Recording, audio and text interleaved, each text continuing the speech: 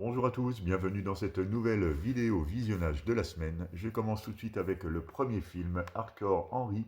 Donc film d'action qui a la particularité de nous proposer une vue subjective, donc à la première personne, comme on peut retrouver dans certains jeux.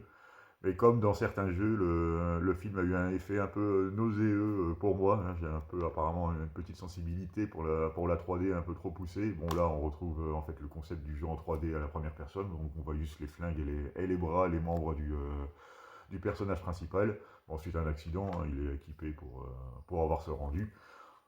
Donc c'est pas pour le scénario de toute façon qu'on va regarder ce film, hein, c'est plutôt de l'action décomplexée. Bon, c'est un film qui a plus de 10 ans, hein, je pense qu'il était un peu précurseur à nous proposer de la baston bien sanglante et des effets limite gore pour ce genre de film.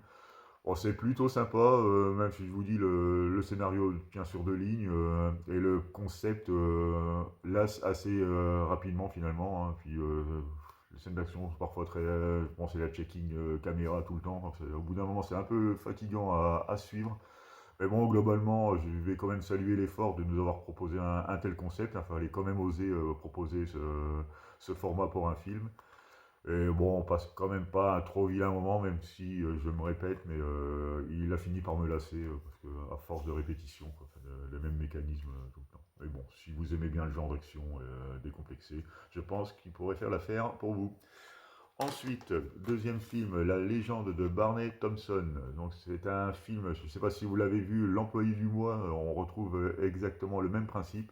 Donc c'est un employé, hein, qui est un peu la risée de tout le monde et bon, qui est sur une fin de carrière. Donc on essaye plus ou moins de le pousser vers la sortie, on va dire.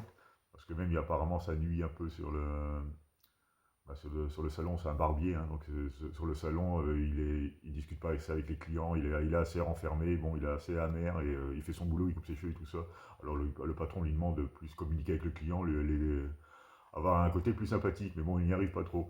Donc le reproche qu'on lui fait, il finit par mal le prendre et lors de la dispute, il tue accidentellement son patron. Donc voilà.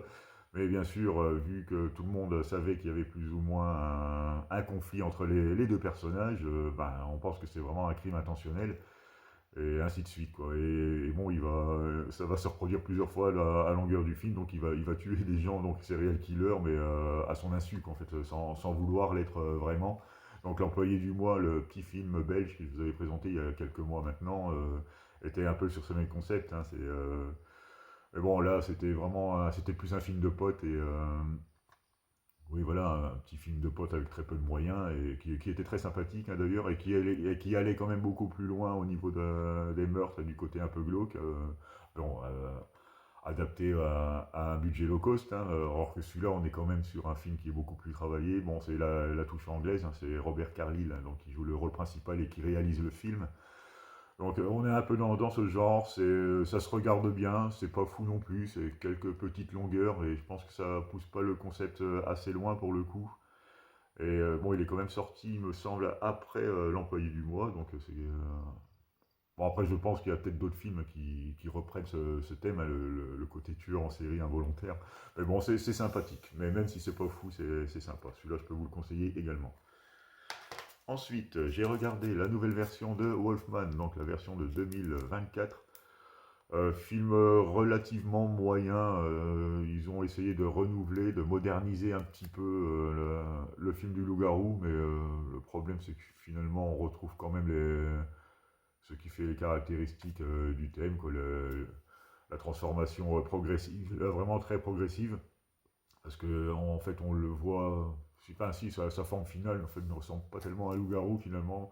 On dirait un loup-garou en transformation intermédiaire et ça pousse pas le concept aussi loin.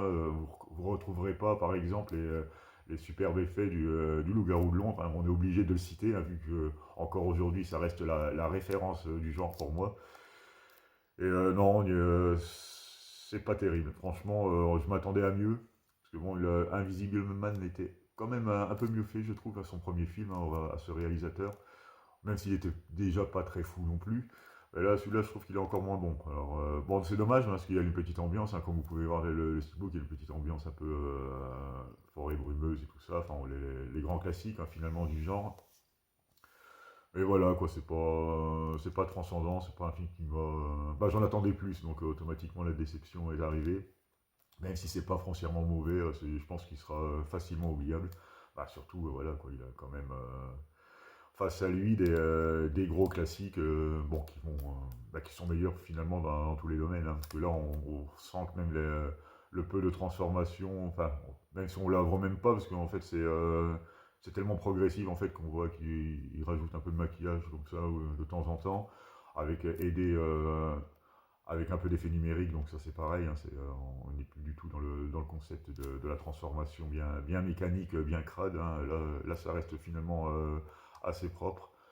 Donc voilà, si vous aimez vraiment le genre et que vous voulez compléter votre collection Loup-garou, pourquoi pas, mais moi clairement c'est un film que j'ai oublié très facilement.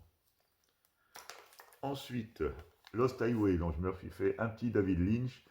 Donc celui-là, j'avoue qu'il m'a un peu perdu. J'espère que c'est son film le moins accessible, hein. Donc je vais pas forcément en parler énormément parce que je pense qu'il mérite un second visionnage.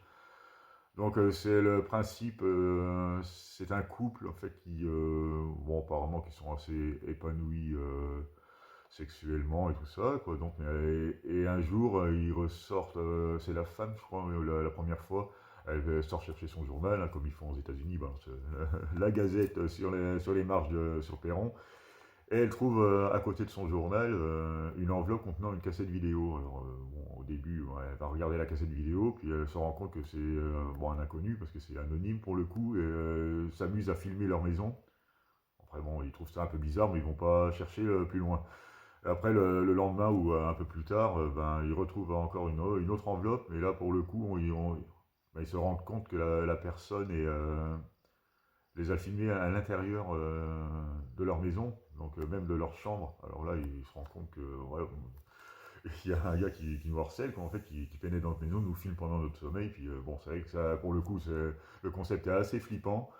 Donc, bon, bien sûr, ils vont porter plainte, ils vont essayer bah, de trouver qui c'est, qui s'adonne à ce genre d'activité pour le moins étrange.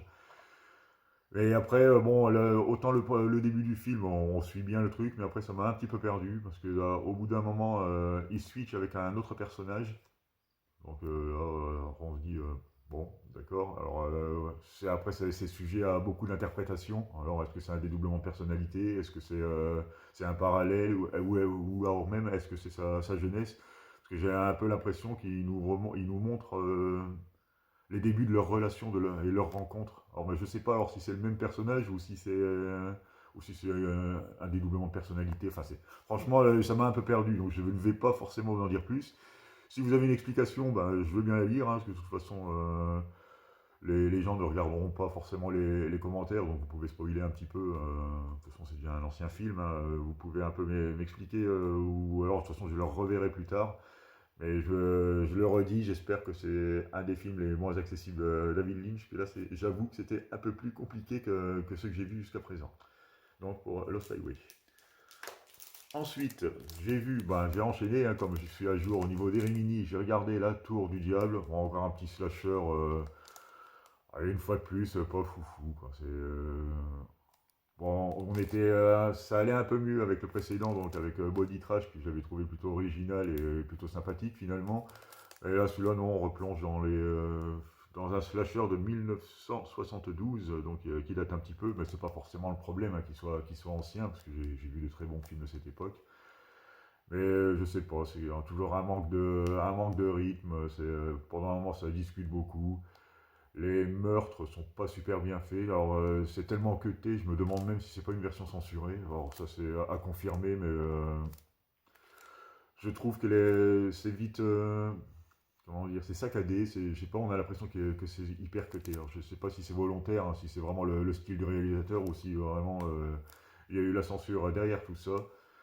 C'est vraiment très, très cheap quoi, au niveau des effets. On sent que c'est de la prothèse en plastique avec un petit peu de peinture rouge peint sur les extrémités enfin, pour montrer que c'est une coupure, quoi, en fait. Voilà, que le membre sectionné. C'est.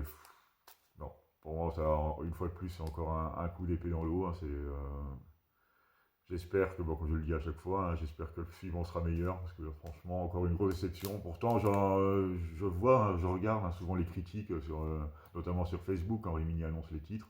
Et je vois, il y a toujours une vingtaine de commentaires qui sont dithyrambiques. Alors je me dis, ah, c'est peut-être bon, mais non, finalement, non, c'est toujours les coups d'épée dans l'eau. Alors il y en a qui sont vraiment bon public, hein, ou je sais pas, c'est moi qui suis vraiment trop exigeant pour ce genre de film.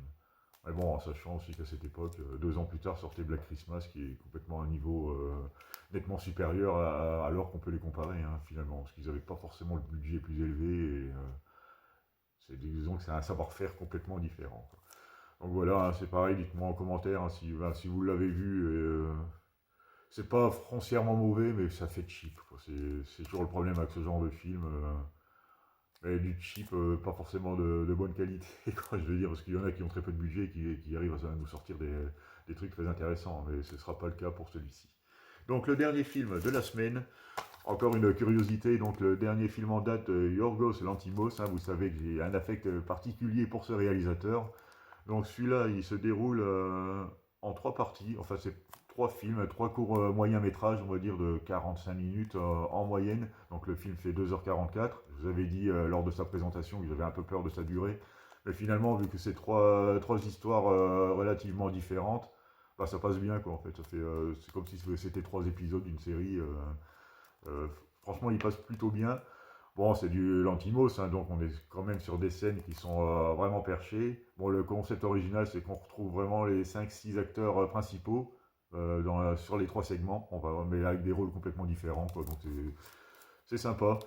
Le premier segment, je trouve que c'est le meilleur, le deuxième est pas mal aussi, le troisième un peu moins bon, mais globalement, c'est bon, moi j'aime bien le réalisateur, donc je suis pas forcément objectif, hein, même si quelquefois il a tendance à me perdre un petit peu, parce que bon, bon, il se passe des choses dans la tête du réalisateur que seul lui peut comprendre, apparemment.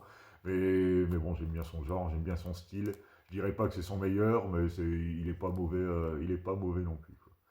Donc j'ai essayé de revoir, enfin de me trouver Canine et quelques 2 3 films qu'il a fait en tout début de carrière hein, pour me faire sa filmo complète.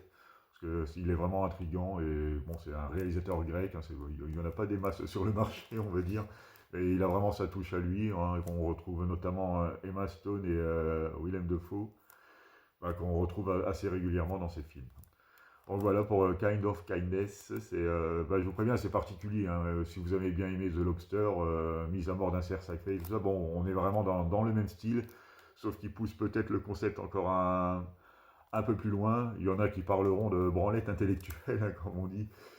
Mais pour moi, oui, ça en est sans doute, mais pour moi, ça reste quand même relativement accessible, mais en tout cas, j'aime bien ce style-là, quoi.